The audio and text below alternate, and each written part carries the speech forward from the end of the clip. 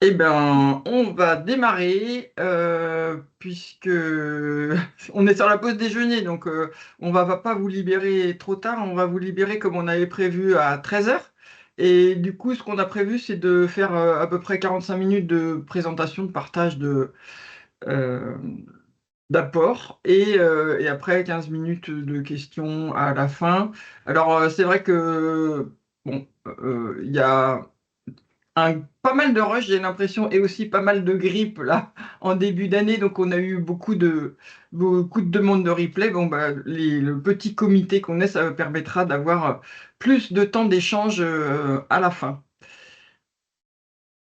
Donc moi, je suis accompagnée par Christine qui travaille pour Manitaria avec moi et qui va modérer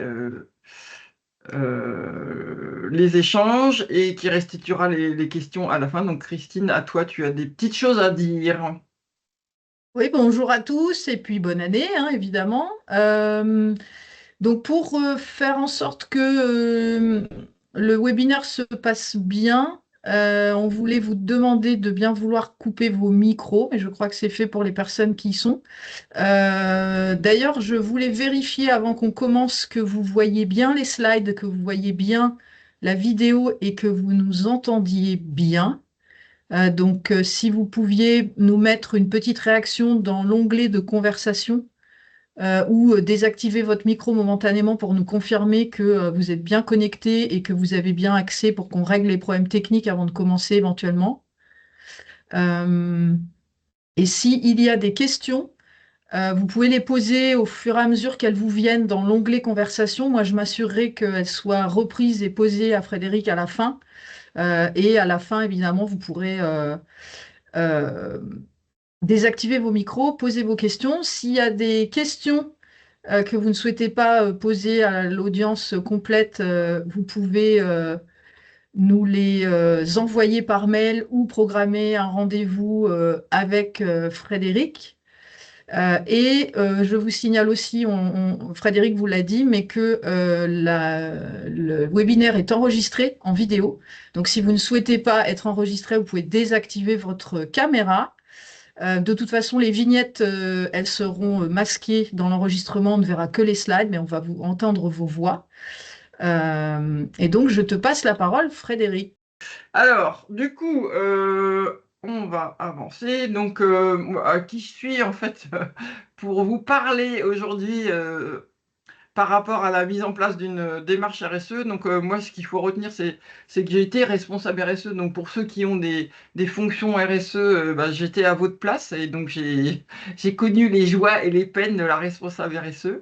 Et puis, bon, j'ai un bagage théorique sur la RSE et je me suis formé aux neurosciences appliquées pour justement aider en fait le changement de mentalité, l'accompagnement du changement et donc euh, la- les neurosciences nous donnent pas mal d'outils euh, pour engager, comment voilà, convaincre, engager à la fois les dirigeants et à la fois les salariés. Donc, si vous êtes là, c'est que vous êtes sans doute en position de vouloir démarrer ou accélérer une démarche RSE. Et nous, ce qu'on voulait aujourd'hui, c'était bah, vous aider à bien démarrer l'année 2025 et bah, atteindre ces objectifs le plus vite possible en partageant avec vous ce qu'on a vu, nous, dans nos accompagnements depuis 4 ans et partager avec vous les bonnes pratiques et ce qu'il en est, ce qui est ressorti de ces accompagnements. Notamment, on s'est rendu compte que bah, les gens qui nous contactent sont un peu perdus parfois parce qu'on leur a demandé de démarrer ou de structurer une démarche RSE et que elles savent pas forcément comment le faire et on leur demande évidemment des résultats concrets avec des moyens limités. Donc, voilà, une petite équation un petit peu difficile, mais voilà, c'est pour ça que on a voulu proposer ce webinaire pour vous aider. Ce qu'on constate, c'est qu'on a souvent, enfin, on a vu souvent trois erreurs. Donc la plus grande, on va dire, qu'on retrouve beaucoup, c'est que la RSE dans les entreprises est, on va dire, hors sol. C'est-à-dire que c'est souvent une somme d'actions RSE, soit qui ont été portées par des salariés, soit par une personne qui était en charge de la RSE, mais qui n'a pas forcément une cohérence d'ensemble ou qui n'est pas connectée au business. Je me rappelle de cette anecdote. J'avais été invité par un DG d'entreprise qui travaillait dans la publicité, hein, et il me disait, mais la semaine dernière, on m'a fait faire des dégustations d'insectes dans le cadre de la RSE. Donc, lui, enfin, ça lui posait vraiment problème entre le métier et cette action RSE, il ne voyait pas du tout le lien. Donc voilà, ça peut être un exemple de RSE hors sol. Et puis l'autre facette de la RSE hors sol, ça va être de justement pas connecté aux gens en fait aussi. Ça va être une équipe ou une personne à temps partiel avec deux trois personnes qui sont motivées, qui vont essayer de faire bouger les choses, mais les autres salariés sont pas embarqués. Donc voilà, du coup il y a souvent euh, un épuisement en fait des gens qui veulent faire bouger, une fatigue par rapport à ça. Et dans les erreurs de la RSE hors sol, c'est de communiquer quand c'est fini, en fait, où on fait de l'information descendante.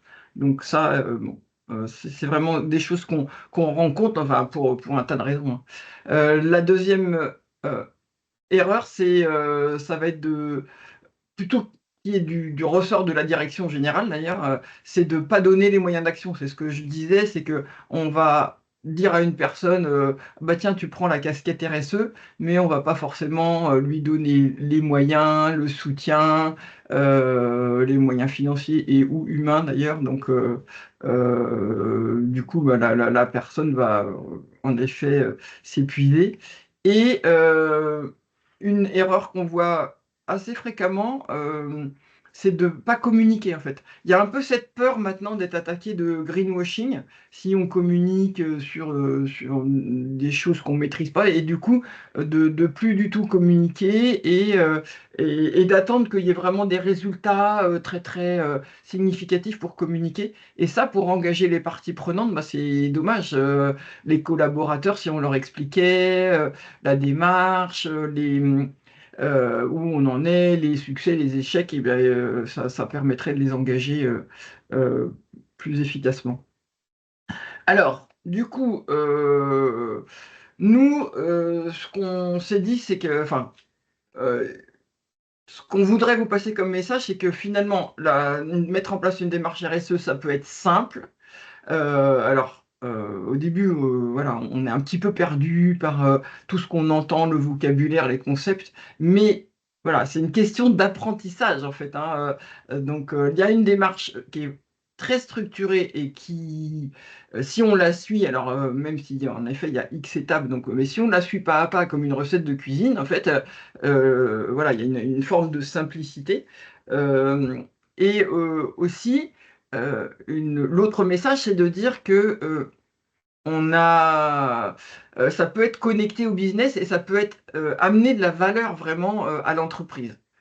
Donc voilà, les étapes qu'on a identifiées, ça va être, et je vais les détailler, hein, donc là je vais juste les lister et on les détaillera après. Ça va être de gagner le soutien de la direction, identifier les enjeux RSE pertinents pour l'entreprise, cartographier les parties prenantes, réaliser ce qu'on appelle une matrice de matérialité, et vous allez voir ce que c'est après, concevoir la stratégie RSE et la feuille de route, définir la gouvernance, élaborer le plan de déploiement et construire un reporting et valoriser enfin la démarche. Et ça, ces étapes-là, c'est vraiment ce qui va permettre d'avoir une démarche RSE qui vous est propre, qui vous ressemble, qui est connectée à votre cœur de métier et à votre culture et à votre histoire, à vos valeurs.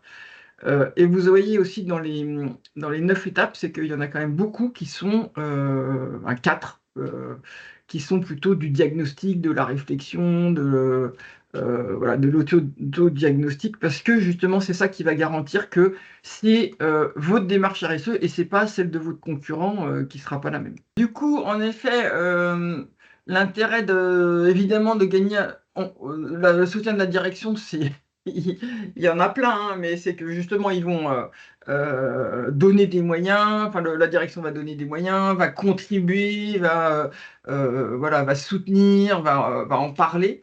Donc c'est un projet quand même relativement de transformation, un projet RSE. Donc le soutien de la direction, il est important.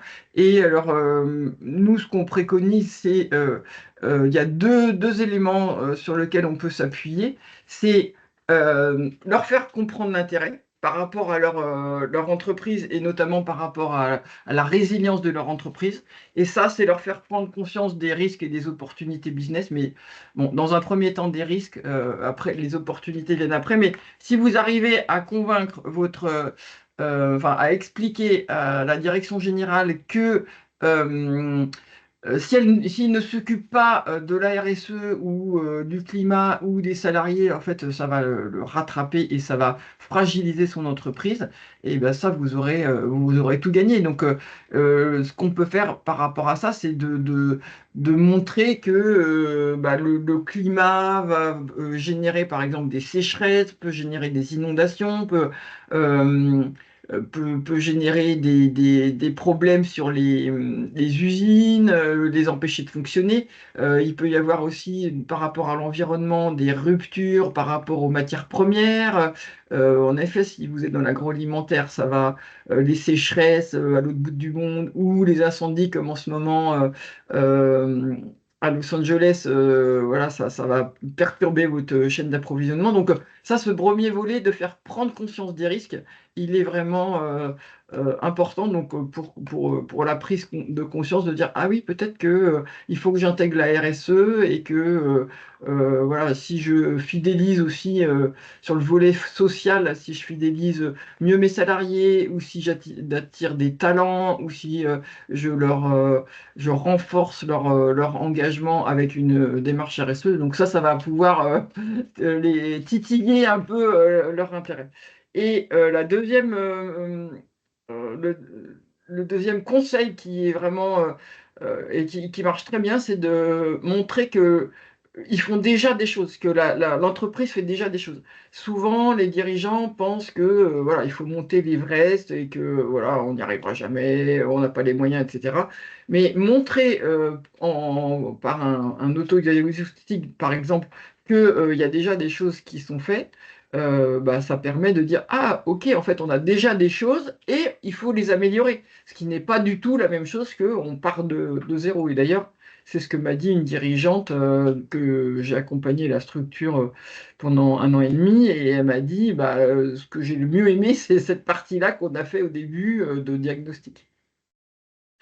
Et donc, nous, ce qu'on préconise, bah, c'est sensibiliser les dirigeants et notamment en faisant ce fameux SWOT-là, identifier les menaces et opportunités, les risques et opportunités, et réaliser, comme je vous disais, un autodiagnostic avec toute la direction générale pour qu'ils soient alignés par rapport à ça, en utilisant évidemment un référentiel connu, et donc dire, ah bah oui, tiens, en fait, quand on fait l'accord homme-femme, et ben en fait, on a déjà fait de la RSE. Ah tiens, quand on met en place une charte par rapport aux fournisseurs, ah bah tiens, on fait déjà de la RSE. Voilà.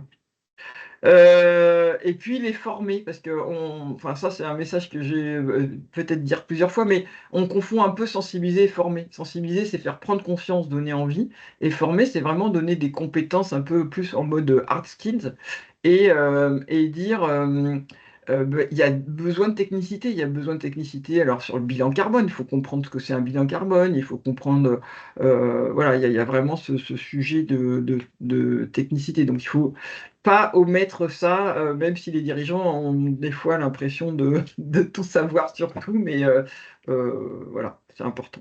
Et nous, ce qu'on recommande après comme condition de succès, on a vu que c'était ça qui fonctionnait. Donc déjà, c'est en effet de laisser le temps au temps et donc d'avoir plusieurs temps pour embarquer et faire ce changement en fait de vision, et puis avoir un allié on a en général toujours quelqu'un qui est un peu plus motivé que les autres. Et cet atelier-là, il est précieux parce il va maintenir la dynamique, il va maintenir la pression sur ses collègues.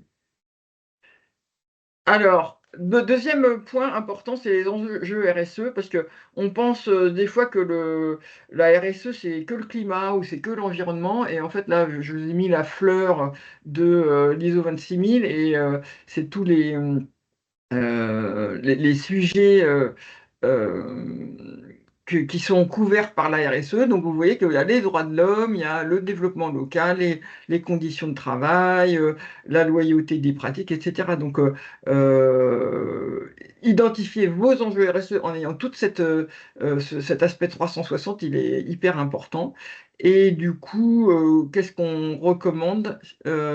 C'est de former l'équipe projet parce que souvent les gens viennent d'un sujet en fait, sont sensibilisés au climat ou voilà, envie de la faire RSE parce que le handicap ça leur parle ou l'égalité homme-femme. Et donc là, c'est vraiment former l'équipe projet à tous ces sujets et pour qu'ils aient vraiment conscience de tout ce qui est dans le développement durable et de la RSE. Et à un moment, de toute façon, il va falloir passer par ce qu'on appelle la cartographie des enjeux. Donc, c'est lister les enjeux, les coter, regarder les impacts sur les parties prenantes, les impacts sur le business et tout ça. Donc, ça, cette partie animer des ateliers. Alors, c'est mieux de le faire en collaboratif. Nous, vraiment, on recommande de le faire en collaboratif.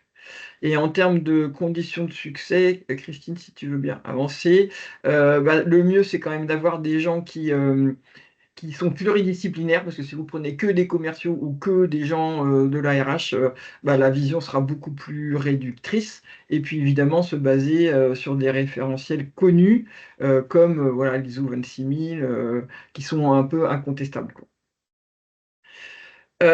On parlait de parties prenantes. Donc les parties prenantes, qu'est-ce que c'est? C'est tous les groupes de gens qui ont un intérêt dans l'entreprise, qui sont soit impactés par les activités dans l'entreprise, soit qui impactent les activités de l'entreprise. Bon, dans les parties prenantes, on retrouve toujours les collaborateurs, les clients, les fournisseurs. Après, il peut y en avoir évidemment beaucoup plus. Et l'idée, c'est justement également de les cartographier, donc les mettre en groupe en disant, là par exemple, l'exemple que j'ai là, c'est sphère économique, sphère publique, etc. Et après, de les coter, donc de dire, cette partie prenante, elle a vraiment un impact sur moi, cette partie prenante, elle est un petit peu plus périphérique. Je veux bien que tu avances un peu, Christine, s'il te plaît. Et là encore, nous, enfin, c'est vraiment notre credo, c'est que justement, si vous voulez embarquer vos équipes, que ça soit un projet de plein de personnes et non pas de une ou deux personnes, c'est vraiment d'avoir cette vision collaborative. Et donc, on propose d'organiser des ateliers collaboratifs pour cartographier les parties prenantes. Et puis après, l'idée, c'est de dire, on va écouter nos parties prenantes, en fait, parce on va leur demander quelles sont leurs attentes, de quoi ils sont contents, qu'est-ce qu'ils voudraient qu'ils s'améliorent, etc. Donc, euh, voilà. Est-ce que, en fonction des parties prenantes, on va avoir un dialogue plus ou moins régulier, plus ou moins profond? Donc, euh, et du coup, il y a aussi le fait de définir un questionnaire pour si on fait des sondages par rapport à des parties prenantes qui sont très nombreuses. Donc, une bonne pratique, c'est en effet de définir un sondage pour leur demander qu'est-ce qu'elles attendent de l'entreprise sur tel et tel enjeu, sur l'enjeu. Si vous voulez faire un sondage auprès de vos collaborateurs, c'est qu'est-ce qui est important pour vous, vos conditions de travail, l'équilibre pro-perso, etc. Voilà, et donc à chaque fois, nous, on préconise en effet de le faire en atelier collaboratif qui est beaucoup plus riche. Et en condition de succès, si vous avez un service marketing, notamment la partie études, euh, en général, elle a cette compétence sondage, puisque c'est une compétence questionnaire, et donc ils vont être vraiment euh, utiles pour aider à bâtir le questionnaire. Et aussi, si vous voulez avoir vraiment une bonne écoute, c'est d'appliquer des représentants internes qui connaissent bien la partie prenante. Par exemple, impliquer le commercial pour dire qu'est-ce qu'attendent les clients, impliquer quelqu'un de la RH pour dire qu'est-ce qu'attendent les collaborateurs. Donc voilà. Donc ça, c'est hyper important, cette notion de partie prenante et d'écoute. Alors, une fois qu'on a dit ça, on passe au quatrième point. Et le quatrième point, c'est l'analyse de matérialité. Donc ça, c'est un gros mot un peu qui a été mal traduit de l'anglais. Mais l'idée, c'est de prioriser en fait les enjeux. Et prioriser les enjeux pour dire, bah voilà, on va pas prendre tous nos enjeux, bah, on n'a pas les moyens, puis ça serait pas raisonnable. Mais du coup, quels sont nos enjeux qui sont à la fois importants pour l'entreprise et à la fois importants pour les parties prenantes. Donc, on le représente souvent sous ce graphique-là qui, euh, qui met sur deux axes. Et puis, en haut à droite, en fait, on va avoir les enjeux qu'on dit matériels, en fait, qui veut dire important. Et là, c'est pareil, on préconise de faire des ateliers pour côté tout ce qui est risque et opportunité par rapport aux enjeux RSE et les impacts de l'entreprise sur la société et l'environnement. Donc voilà, le faire sous forme d'atelier, c'est vraiment ce que nous on préconise. Et évidemment, c'est ce que je vous disais, pour parler à ces parties prenantes et dire, bah voilà, on a fait cette analyse de matérialité, une représentation graphique est vraiment hyper intéressante parce que c'est simple à comprendre. Et on aura une meilleure appropriation, une meilleure compréhension. Et là encore, ça sera connecté, ça va donner de la valeur et ça ne sera pas hors sol. Alors, on arrive au cinquième point. Une fois qu'on a fait tout ça, donc on était sur la partie diagnostic maintenant, on a dit, voilà, maintenant on a 10 enjeux ou 5 enjeux qui sont prioritaires, donc on va définir une stratégie par rapport à ça. Et la stratégie, ça va être justement des actes. Nous, on est sur 4 axes, le social, la planète, voilà, nos clients, par exemple. Et on va donner un peu une vision par rapport à ça et on va se donner des objectifs quantifiés. Donc ça, c'est ce qui va constituer la démarche RSE. Et pour que ça soit encore plus connecté au business, j'ai trouvé intéressante cette petite matrice là, verte et jaune et grise, qui est préconisée par BPI France, c'est de refaire une matrice, mais de dire, il y a on a identifié tout un tas d'actions, mais est-ce qu'elles ont un impact sur la RSE et est-ce qu'elles ont un impact sur le business? Parce que, en effet, si vous trouvez des actions qui ont un impact positif à la fois sur la RSE et sur le business, bah, c'est encore mieux, il faut commencer par ça. Du coup, Christine, ouais. Là encore, on est sur la co-construction de la stratégie RSE, donc avec des ateliers et aussi des ateliers de brainstorming pour faire la feuille de route. Et on préconise aussi de former les collaborateurs, notamment sur la partie indicateur, parce que cette partie indicateur, objectifs chiffrés, euh, et comment on fait des bons indicateurs par rapport à des pas bons indicateurs, c'est pas forcément un savoir-faire qui est très partagé dans les entreprises. Donc cette notion-là, enfin cette compétence-là, elle est vraiment importante pour avoir une stratégie RSE où on va avoir justement un reporting où on pourra dire bah tiens, on s'était engagé à faire augmenter la part de business vert dans notre business, et bah est-ce qu'on l'a atteint, pas atteint. Et en condition de succès, bah voilà, c'est ce que j'ai dit. Et puis, il y a une autre condition de succès qui est hyper intéressante, c'est d'avoir une petite action, enfin, ou un petit truc un peu facile à faire, là, ce qu'on appelle les quick wins, et ou sur lequel on va pouvoir dire, ah bah tiens, voilà, on a réussi. Et ça va permettre de bah, mettre de la dopamine dans les cerveaux des collaborateurs et donner envie, motiver, etc. Et puis, intégrer le management intermédiaire, parce que des fois, le management intermédiaire, il est un petit peu oublié et, et il peut être frein, mais il peut être levier. Du coup, l'intérêt, c'est de le mettre en levier pour bah, répercuter dans leurs équipes. Alors, il y a une partie bon, qui paraît peut-être un peu plus triviale, mais ce qu'il ne faut pas oublier, en fait, c'est qu'il ne faut pas oublier de définir une gouvernance. C'est-à-dire pas juste lancer une démarche et puis dire bah, on se retrouve dans un an, mais vraiment avoir une, une gouvernance qui dit bah voilà, on a un comité, il se réunit tous les mois et il est composé de représentants de la direction, mais pas que. Et puis il y a des groupes de travail avec quelqu'un qui est en charge, etc. Donc tout ça est vraiment à décrire en fait et à documenter et à suivre après. Et cette gouvernance, elle va permettre de piloter en fait, hein, donc la feuille de route, les résultats, etc. Donc dans les conditions de succès, évidemment, c'est d'avoir une ou des personnes qui sont en charge de la RSE et de les former, parce que ça m'arrive aussi là, hein, d'avoir des interlocuteurs qui n'ont pas eu une formation un peu carrée ou qui remet toutes les bases, etc. Donc, cette personne, si on la met en charge de la RSE et qu'on la forme pas, on la met un petit peu en situation d'échec parce qu'elle va se retrouver comme étant le référent RSE et tout le monde va aller la voir, les commerciaux vont dire ah bah tiens viens à ma réunion avec tel grand compte, tu as parlé de RSE. Si elle n'a pas la formation nécessaire, bah voilà, ça va être très compliqué pour elle et aussi pour la RSE. Et dans la gouvernance, ça peut être intéressant d'avoir des collaborateurs non managers qui vont représenter la partie prenante collaborateur.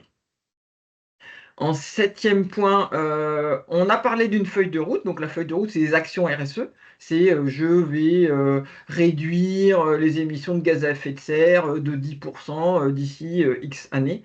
Il ne faut pas oublier quelque chose, c'est que les gens qui vont se retrouver en charge de mettre en place une action RSE ne vont pas sauter de joie à l'idée de faire un truc en plus par rapport à leur métier. Donc il faut prévoir un plan de déploiement qui est sur les humains et sur les sensibiliser, les former et in fine pour les mobiliser. Et en effet, pour créer une émulation et que tout le monde soit acteur en fait de la RSE. Et donc là, on préconise d'avoir ce plan de mobilisation et bien sûr de le co-créer avec différents représentants de services, avec de la communication, de la sensibilisation, des formations et des ateliers pour vraiment que tout le monde prenne ce sujet en main. Et ça, c'est pas forcément des gros trucs, hein, parce que des fois, on peut avoir la tendance d'aller trop loin et trop vite et justement de s'épuiser, mais d'y aller un petit peu à petits pas. Et après, dans les autres actions qui concernent donc le plan de déploiement, c'est d'intégrer la RSE dans le système de management. Donc, que quand on recrute, on demande si les personnes ont des expériences RSE, que dans les fiches de poste, on mette voilà, cette compétence, ou qu'on mette une action sur le contribuer à la RSE, comme ci, comme ça, que ça soit éventuellement dans les systèmes d'évaluation, dans les primes s'il y en a, etc. Et là, vous allez évidemment faire bouger les choses si tout ça est en place. Et puis, il peut y avoir la co-construction de tout ce qui est support pour accompagner le déploiement, support de communication, etc. Évidemment, un acteur clé, ça va être le département ressources humaines et communication, puisqu'on va avoir pas mal de choses de communication. Une bonne pratique qu'on retrouve beaucoup plutôt enfin, dans les grandes entreprises, il y en a quasiment systématiquement, mais en tout cas, c'est une bonne chose, c'est d'avoir des ambassadeurs, ou on les appelle des relais, ou les correspondants, mais d'avoir des gens qui sont motivés et qui ont envie de contribuer et d'animer. Ça va permettre d'aller plus vite. Avant-dernier point du succès, c'est d'avoir un reporting. Et là, j'ai mis l'exemple de Schneider Electric parce que c'est hyper intéressant. Il existe depuis, je ne sais pas, 15 ans, ce reporting, mais ils ont vraiment voilà, une jauge qui dit où on veut aller, où on en est, et qui transforme tous les objectifs en un chiffre qu'on peut additionner à la fin. Et donc ça, c'est vraiment important pour les parties prenantes, pour la mobilisation en interne, etc. Et puis pour le pilotage, c'est d'avoir un reporting. Et donc, voilà, suivre et communiquer des progrès. Donc, ça va permettre de piloter. Là encore, ce que je dis, en effet, c'est de former les gens parce que c'est pas forcément un truc très qu'on apprend ou qu'on maîtrise. Et on peut avoir, bah, comme celui de Schneider Electric, avoir une espèce de restitution un peu synthétique qui est parlante. Là, vous voyez, on voit, il y en a qui sont pas beaucoup avancés, il y en a qui sont beaucoup avancés. Donc, ça, c'est important. Le reporting très important. Et dans les conditions de succès, ben, ça va être, voilà, c'est pour ça que j'ai mis l'exemple de Schneider, c'est que ça soit visuel et compréhensible et que ça engage les parties prenantes. Alors, en dernière action, on peut décider de valoriser sa démarche. Alors, de toute façon, en général, les entreprises ont envie de valoriser, mais moi, j'ai des clients qui me disent aidez-moi parce que justement, j'ai peur qu'on me taxe de greenwashing ou de RSE washing, parce que comme je connais pas trop bien le sujet, j'ai peur d'aller trop loin ou pas assez loin, etc. Donc, voilà, communiquer sur les actions qui sont faites sous forme de charte RSE ou de rapport extra-financier. Ça, c'est voilà, une bonne pratique, évidemment. On peut aller plus loin en visant un label type engagé RSE AFNOR, label du site, etc.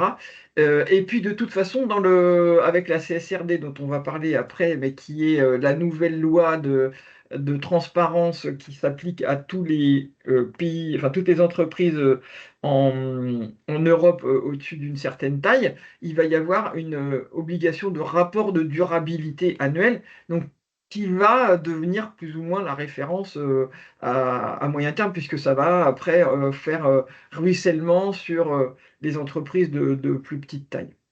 Et donc, évidemment,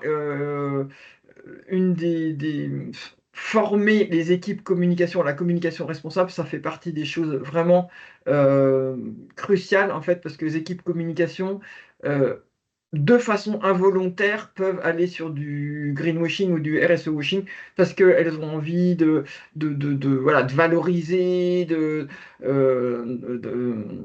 et peuvent aller un petit peu trop loin en fait si elles n'ont pas les clés en fait de ce que c'est la communication responsable.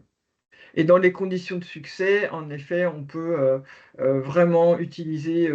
Moi, j'aime bien, bah, c'est très très simple, mais il y a les trois principes de la communication responsable, c'est la transparence, l'honnêteté, l'humilité. Et ça, si vous cochez à chaque fois, dire est-ce que j'étais transparent, est-ce que j'étais honnête, est-ce que j'étais humble, vous pouvez vous dire que vous n'aurez pas d'attaque de greenwashing. Voilà, après là, on va peut-être pas passer. Ce qu'il faut se dire avec les CSRD, c'est que tout ce que je viens de dire est vrai et que ça va éventuellement un cran plus loin. Alors, c'est beaucoup plus structuré, c'est encore beaucoup plus structuré. Il y a un caractère obligatoire. Les enjeux, bah, de toute façon, vous avez une liste d'enjeux qu'il va falloir que vous identifiez. Il faut beaucoup documenter, il faut prouver que les dirigeants sont impliqués, il faut voilà, écrire beaucoup de choses. Donc là, je ne vais pas passer plus de temps, mais et puis sur la matrice de matérialité, il faut faire une double matérialité, voilà, et à chaque fois tout écrire.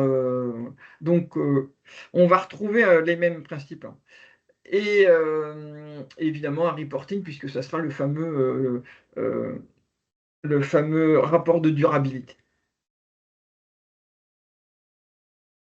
Voilà ce qu'on voulait partager avec vous. Alors, juste pour que vous donner un petit peu d'informations sur ce qu'est Manitaria, donc cette entreprise que j'ai fondée il y a 4 ans et qui accompagne ses clients dans leur transition RSE. Nous, on agit sur plusieurs leviers. On va vous aider, enfin, à aider les responsables RSE à créer de l'engagement, du coup, pour se sentir moins seuls. Et voilà, on a plein d'ateliers, des jeux pédagogiques, mais aussi des ateliers de co-construction, de réflexion, d'idéation, etc.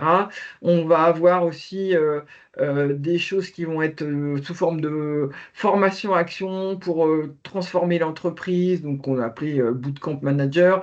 On fait des missions d'accompagnement et de conseil. Et puis pour vous, enfin pour les responsables RSE à titre personnel, on va vous aider à vous former, à mieux maîtriser, voilà, avoir du répondant pour les dirigeants et avoir tout ce qui est argument. Et on peut, si vous êtes en prise de poste, vous coacher et faire du mentoring individuel voilà, pour vous aider à vous mettre sur les bons rails. Et ça peut être à différents niveaux, hein, si vous voulez définir votre démarche RSE, obtenir une labellisation, accélérer la transformation. Donc voilà, on peut, avec tout ce qui est diagnostic, etc.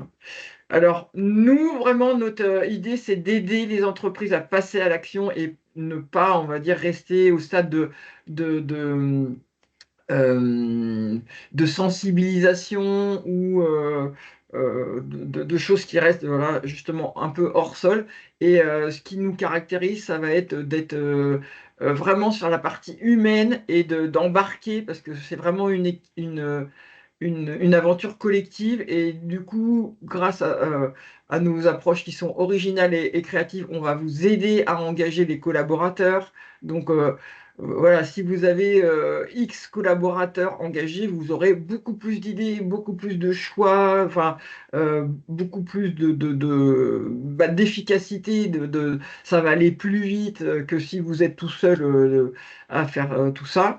On est aussi sur on a cette vision stratégique qui est importante pour donner du sens, pour créer de la valeur, mais on va être sur des choses qui sont très concrètes. On va pas vous inonder de PowerPoint on va vraiment être sur le passage à l'action. Et moi, ça fait 15 ans que je suis dans la RSE, donc si vous me dites, tiens, je cherche quelqu'un parce que je voudrais mettre en place une flotte de vélos pour l'entreprise, et ben, je connais des gens, voilà. Donc ça, c'est vraiment notre truc, c'est d'être vraiment dans le concret. Et puis, ce côté neurosciences qui donne vraiment des outils puissants pour dire, pour accompagner en fait le changement qui peut être violent, hein, si tout d'un coup un collaborateur lui dit bah fais ça en plus et qui comprend pas, ça peut être un peu violent. Donc là, ça va être de faire beaucoup plus en douceur et avec de l'appropriation. Donc et ça, les neurosciences vont être vraiment très utiles pour impliquer, etc. Pour conclure, alors j'ai pas cité le chiffre, mais il y a une étude de France Stratégie qui dit qu'une entreprise qui fait de la RSE, elle va être 13% plus performante. Et parce qu'il y a plein de bénéfices en fait de faire de la RSE. Il va y avoir un meilleur engagement des collaborateurs, vous pouvez avoir accès à des marchés, vous allez avoir accès à des subventions, à des investisseurs qui vont être plus intéressés par vous. Voilà, et évidemment, enfin tout ce qui est fidélisation des collaborateurs. Donc il y a vraiment beaucoup, beaucoup de bénéfices. Ça va permettre à l'entreprise d'être plus compétitive, d'être plus innovante et plus résiliente dans un monde où les risques là augmentent de jour en jour. Et donc, vraiment pour nous, impliquer les collaborateurs, c'est vraiment une clé. Donc là, on vous a donné un peu les étapes et voilà, cette planification de la transformation qui doit être faite et en suivant en suivant la recette qu'on vous propose, bah ça vous aidera, je pense. La petite conclusion par rapport à la CSRD dont on parle beaucoup, mais du coup on n'a pas voulu nous être sur ces sujets de CSRD, mais finalement on retrouve ça, mais ça va être euh, plus obligatoire, plus documenté, etc. Mais on va retrouver tout à fait les mêmes principes. Si vous voulez être accompagné, si vous avez des questions, comme disait Christine, vous nous contactez. Donc là, il y a l'email contact@manitaria.fr avec le numéro de téléphone et donc on serait ravis de répondre à vos questions. Alors, en question, oui, parce que du coup, merci Ouais. Marilyn. Ouais, tu avais une question sur le schéma de Thalès. Ouais. Le schéma de Thalès, on le trouve très très facilement. Je pense que tu mets cartographie partie prenante Thalès. Après, je peux te l'envoyer. Et puis de toute façon, attends, on t'entend pas, Marilyn. C'est peut-être dans le rapport CSRD, non? Non, même pas, parce que c'est un truc Même qui pas. existe depuis longtemps, que j'utilise depuis longtemps en formation. Et non, mais si tu veux les slides, Je regarde juste le schéma, partie prenante il est Thalès. dedans, donc le schéma. Mais Oui, si on le tu mets, retrouve facilement. On le trouve, on tape partie ouais, prenante Thalès, on le trouve bien. ouais, voilà. Et il est intéressant parce que tu as raison. Moi, c'est pour ça que je présente celui-là, c'est que il est organisé à la fois par type de partie prenante et puis un peu par poids, en fait, enfin, en tout cas par proximité, ou avec plus on est près du cœur et plus la partie prenante va avoir un impact sur le business. Voilà. Est-ce qu'il y a d'autres questions?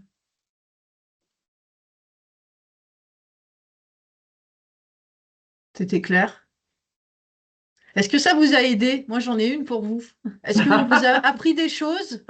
Est-ce que tout ça, ce qu'on vous a dit, c'était déjà clair? Est-ce qu'il y a des éléments que vous auriez aimé qu'on développe ou des choses qu'on passe plus vite?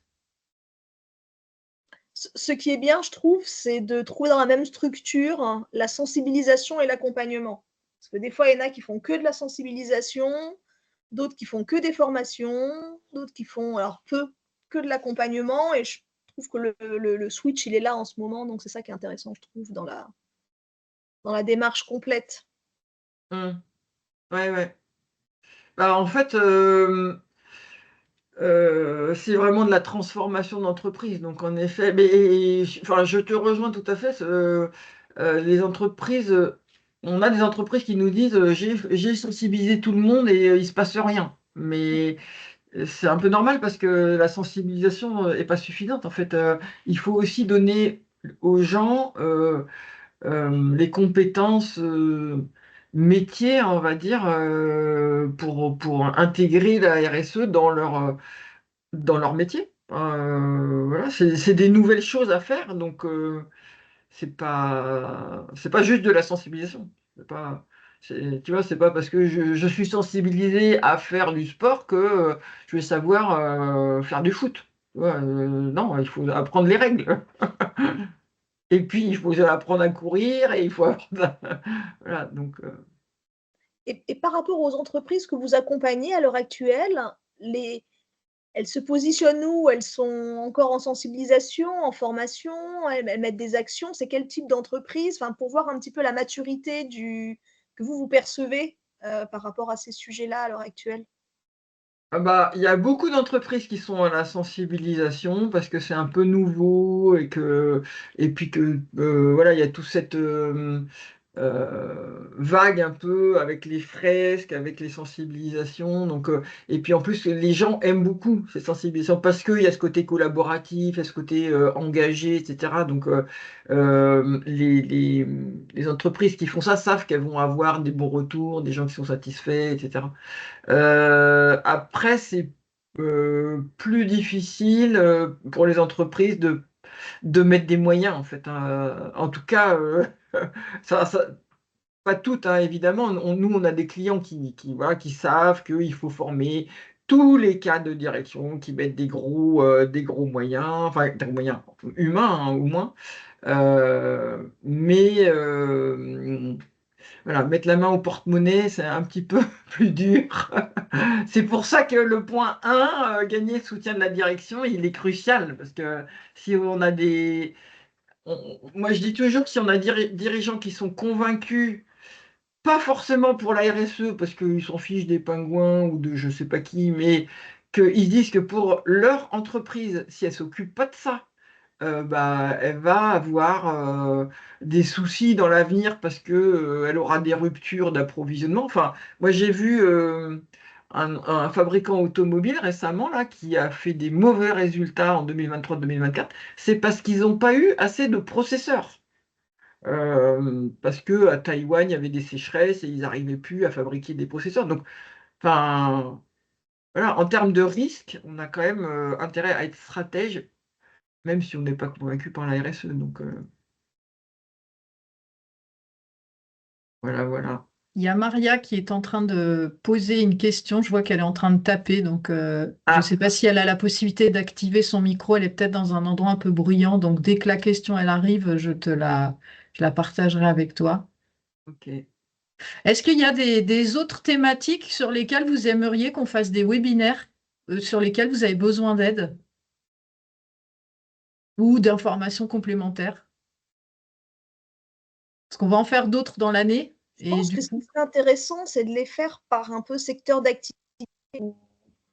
De dire, bah, tiens, la RSE pour la santé, c'est quoi un peu les gros enjeux qui sortent? Ou la RSE pour, je sais pas, Hum, pour la tech, pour les hmm. startups tech, la RSE pour, voilà, peut-être selon les thématiques aussi de vos clients que vous avez déjà vus, vous pourriez commencer à faire quelques thématiques. ouais, ouais.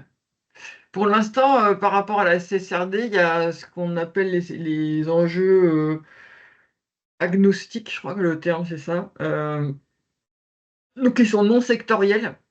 Et les enjeux sectoriels vont sortir dans les années à venir, d'ici 2028, donc ça va s'étaler.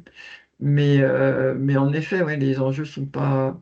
Après, il y a les enjeux sectoriels, et puis il y a les enjeux vraiment de l'entreprise. C'est ce que je disais un peu. Alors forcément, on va retrouver, si on est dans le BTP, on va retrouver la corruption, les conditions de travail, le travail au noir ou des trucs comme ça. Enfin, tout le monde va être un peu concerné. Mais ce qui est intéressant de faire justement ces étapes-là, ça va être de dire bah, mes enjeux à moi, parce qu'en fait, en fonction du business model, si tu fais appel à des sous-traitants comme ci ou comme ça, bah, ou pas de sous-traitants, ou tu as internalisé, ou tu vends pas au même type de client, en fait, les enjeux vont pas forcément être les mêmes. Donc il y a la dimension sectorielle et la dimension vraiment de l'entreprise et de comment elle est organisée, comment elle s'est construite et tout ça, quoi. Tu Mais as oui, raison, oui, je. le sectoriel, on peut le faire en effet en faisant le bench des CSRD, des acteurs, des différents secteurs, ouais, comme tu disais, en partant de la CSRD. Ouais. Ouais, ceux qu'on va avoir là qui vont paraître sur le premier semestre. Pour l'instant, on est sur les très grosses entreprises, mais ouais, on va avoir. Oui, mais même sur les gros, ça permet en effet de voir les enjeux des différents secteurs. Ouais.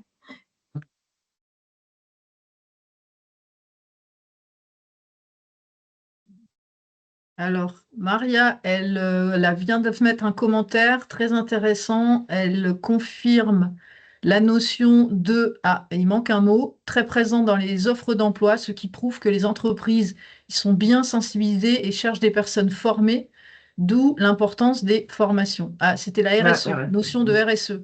Et merci Frédéric. Merci Maria. Ok, oui, oui. On retrouve de plus en plus cette notion de RSE dans les entreprises. Ouais. Après, je vais revenir un peu sur. Mais il faut, au-delà de mettre dans la fiche je veux des compétences RSE, il faut aussi que les personnes qui recrutent sachent exactement ce que c'est de la RSE et qu'est-ce qu'ils attendent euh, précisément en fait. Parce que la RSE, vous avez vu, c'est tellement vaste avec des champs d'action voilà, qui sont très très larges que qu'est-ce qu'on attend au-delà de dire je veux des compétences RSE. D'autres commentaires, Il y en a un remarques? qui est en train d'arriver, mais il est en train d'être tapé là encore. On attend. Toi, tu vois des choses. Eh oui, privilège de l'organisatrice de la réunion. Ouais. Euh, C'est vrai que la formation, c'est un sujet, c'est-à-dire qu'à la fois, certes, tout le monde ne peut pas se payer une responsable RSE, hein, comme tu disais Frédéric. Et donc certains, j'ai vu que c'est les équipes, les directions communication des fois qui récupèrent ce sujet-là, qui se disent patate chaude. hum, Tiens, tu vas faire le rapport CSRD, tu es en charge de la communication. hum. Voilà.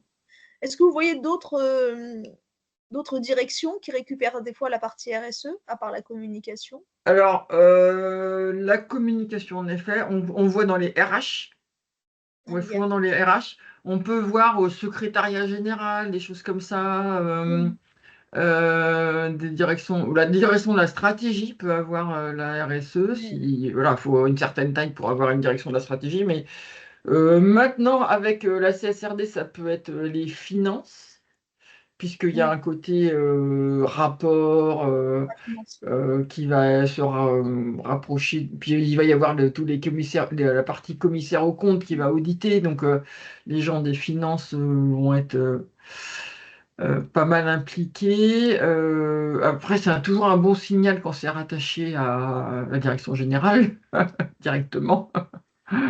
Mais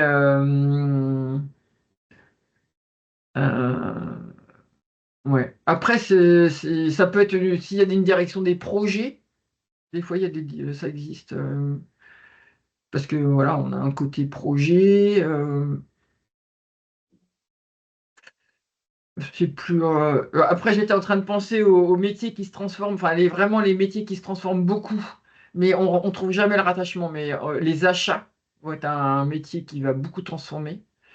Parce que voilà, il faut intégrer la partie prenante fournisseur et puis changer complètement de façon d'acheter en rattachement, ouais, marketing. C'est bien déjà. Après, on est. Ouais, tu disais quoi? Ta recommandation, elle est intéressante de dire oui, on le voit au niveau de la communication, des RH, etc. Mais c'est un bon signal, comme tu dis, de le rattacher à la direction générale, au secrétariat général, au COO, au DG. Non, c'est une bonne recommandation, ouais. Bah, ça, c'est qu'on a réussi à convaincre la Oui, direction générale. Parce que c'est vrai que si vous nommez quelqu'un qui est voilà, dans un sous-service, que vous lui donnez un quart de temps, bah, tout le monde va avoir compris le message en fait en interne. Tout le monde va dire bah oui, en fait, on s'en fiche. Même si le DG au vœu ou à la galette dit c'est très très important la RSE. Enfin, il y a une question de cohérence en fait. L'autre jour, je sais plus, c'est comme l'amour, il n'y a pas de la RSE, il y a des preuves de RSE. Non mais c'est vrai. J'ai été contacté moi une fois par une collectivité qui m'a dit ouais, ça y est, on va former tous nos agents et on a 1000 euros. Bah, ça va pas en fait. Je veux dire, je veux pas faire la militante ni rien, mais c'est juste si vous digitalisez votre entreprise ou si vous allez pas mettre 1000 euros, c'est pas vrai. Donc voilà. Maria, du coup, elle nous a quittés, mais elle a quand même commenté une des choses qu'on avait dit juste avant, en disant bon, qu'elle était d'accord exactement que les actions impliqueraient probablement des coûts économiques au-delà de la communication. Mm. Ouais, ouais, ouais. Bah, oui, selon à qui tu le rattaches. Si tu le rattaches que à la direction communication, du coup, tu as un budget communication ou en tout cas, tu as des Mm, difficultés à aller au-delà. C'est oui, le ça. budget à faire, enfin, il va être. Enfin, après, je ne sais pas où il est rattaché, mais il faut. Moi, j'ai une cliente qui est directrice RSE. C'est tous ses collègues, donc elle est au CODIR, tous ses collègues ont dû mettre un budget dans leur. C'est Ouais. pas elle qui a un budget et puis qui leur dit faites ci, faites ça, c'est eux, à la RH, ils ont mis un budget, aux opérations, ils ont mis un budget. Enfin, et ça avait été demandé par la PDG. Que- et en effet, enfin, ne serait-ce que former, donc ça, bon, il y a quand même beaucoup d'aide sur la formation avec les OPCO et tout ça, mais ne serait-ce que former, voilà, ça. Alors, on n'est pas obligé de tout faire en 6 mois, hein, faut étaler dans le temps, hein, mais Top. ok, Merci. ben, on va peut-être du coup clôturer là. Merci beaucoup pour ces échanges. Bah, au plaisir, Marilyn, de se croiser. Il y avait Nathalie aussi qui voulait venir, puis elle a eu une urgence, donc elle n'a pas pu. À Super. bientôt. Merci beaucoup. Est-ce que du coup, Merci. vous allez envoyer, ce sera quoi? Ce sera le lien du replay, les slides? Qu'est-ce qu'on va recevoir? Ce que vous souhaitez recevoir. En fait, on force pas la main. Si vous souhaitez avoir les slides et le replay, on vous envoie les deux. Si vous souhaitez avoir que l'un des deux, on vous envoie l'un des deux. Donc, vous nous dites, vous avez le choix du roi. En plus, vous êtes là, donc vous pouvez vous exprimer. Pour moi, les deux. Après, ceux qui ne sont pas là, je ne sais Ok, pas. eh ben, on vous envoie les deux. Alors, de toute façon, on a vos coordonnées puisque vous êtes inscrit sur LinkedIn. Oui. Donc, du coup, on a l'email qui est associé à votre compte. Donc, on vous l'enverra ou par mail ou directement sur LinkedIn. Bon, bah, merci beaucoup. Merci à tous. Merci. Merci. Bonne fin de Merci. journée. Merci. Au revoir.